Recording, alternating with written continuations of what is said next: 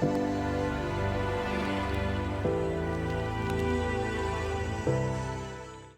there.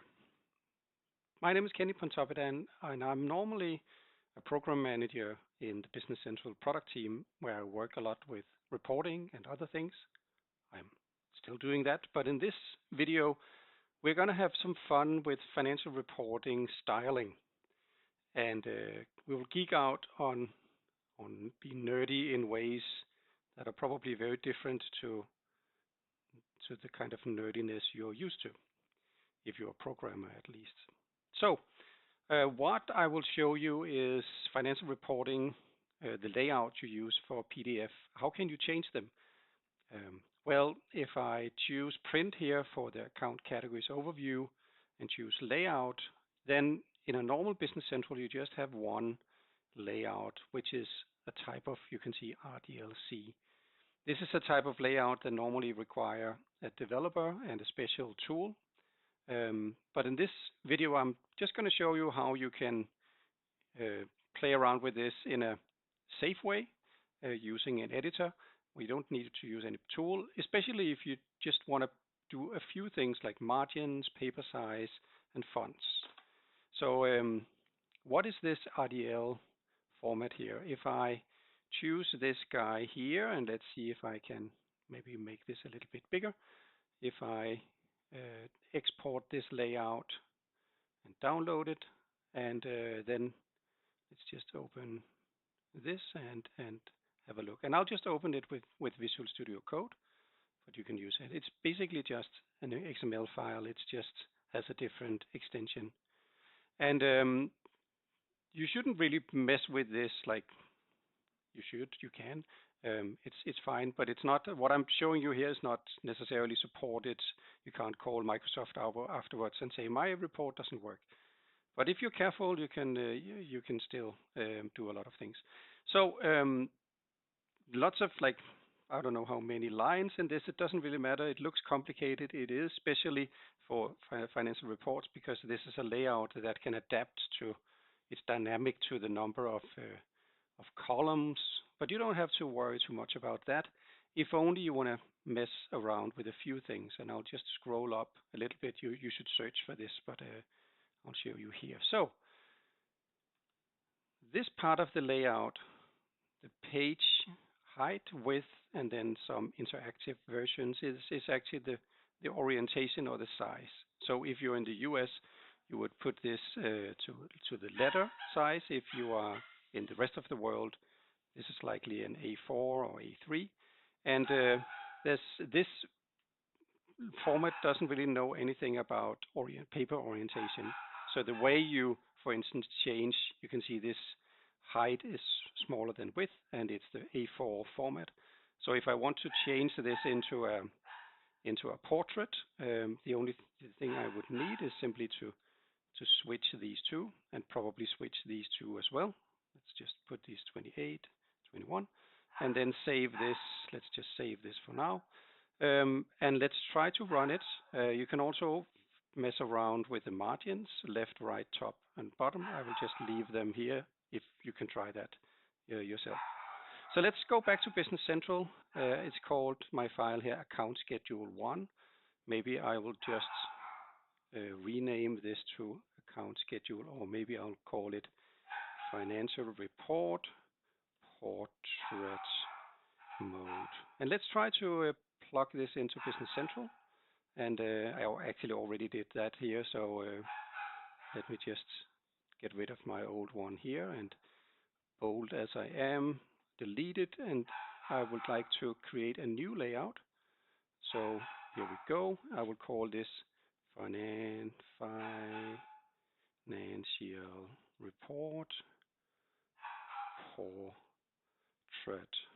Mode, and maybe put a description. Use this for financial reports that fit a portrait mode better. And I can't spell live here, portrait mode. Then a format option here, I choose RDLC, and I choose OK. And now I drop my new file. Let's see, portrait mode. open this here, and that's it. Let's try this. Let's see if it works. So let me choose this and preview and close and see if we get this in portrait mode.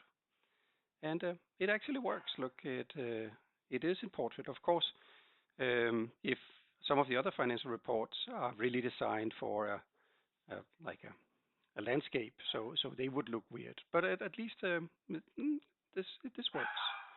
So if I go back to this, and Stella down here is yelling at some animals outside. That's fine. She's fine. So if I want to change fonts, there's actually something called a font family here.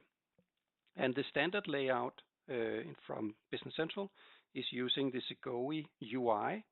And then for the places where we need a bold font, we have actually put in a semi-bold. That's not needed. I'll show you how you can get around this. So let's say we want to make this into a Comic Sans instead. So what I need to do if I want that, I actually did it already.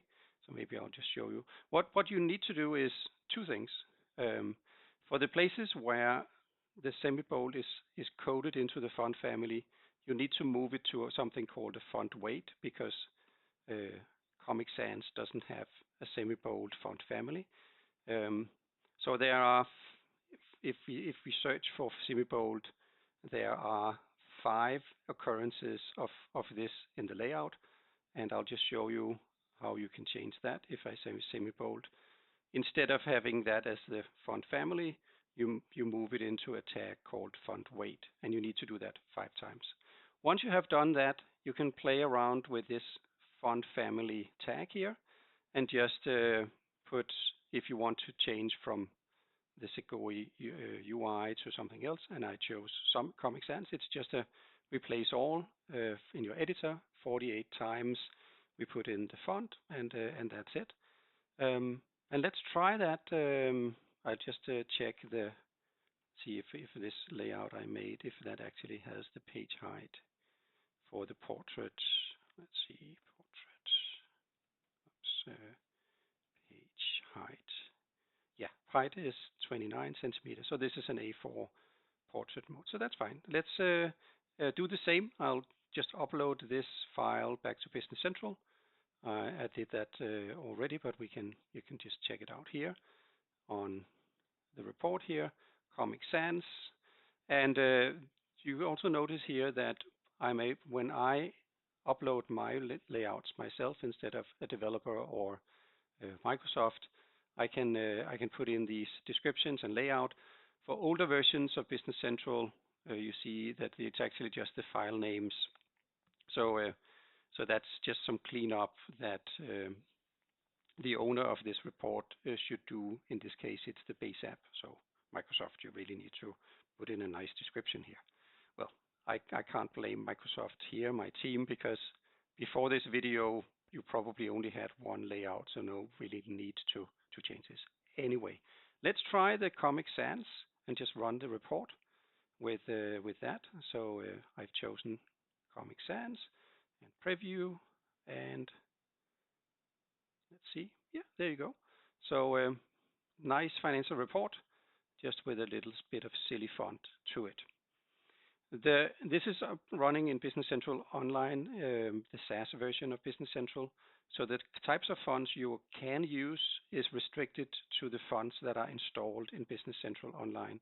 Let me just quickly show you that. If I open the documentation and just search for Business Central fonts, let's see if I can find, if I could spell font here, available fonts in Business Central. So this is actually already documented. You can search for that, and you can see these are the types of fonts you can use in Business Central. That means this trick with the RDL, you can use all of these. So there's a lot. Like you can even do crazy things like you could put in barcodes, maker, or this is a check font, but you can also use barcode fonts and other weird stuff if you really want to do that. Here you can see the Segoe is the the default font from Business Central. So that's it.